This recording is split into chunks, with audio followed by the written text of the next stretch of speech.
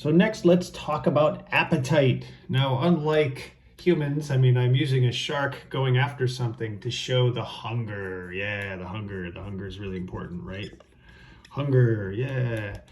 Okay, hunger. But instead of sharks and appetites, the reason I want to talk about appetites is that going back to our buckets, so we have bucket number 1, 2, and 3. And that's assuming you have 3. You might have 1 bucket of customers, you might have 2, primarily 3. Most companies, businesses have 3.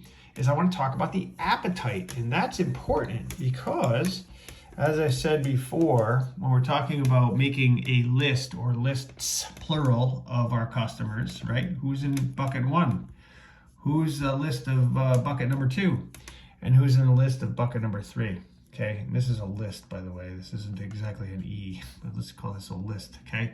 But what's most important about these lists is that we want to think about hunger. What's going to make each of these different groups hungry? Okay, so instead of a shark, maybe I'll draw a Pac-Man. What's going to make each customer hungry?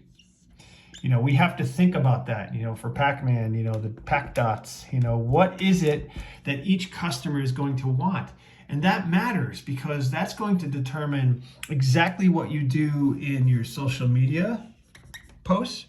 It's going to affect how you create your website, right?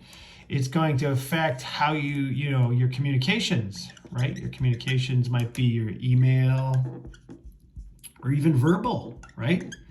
And that's all based on 2 things. One would be the list of who's in your bucket. You got to know who that is. And second would be, what is it that's going to make them hungry? What is it they want?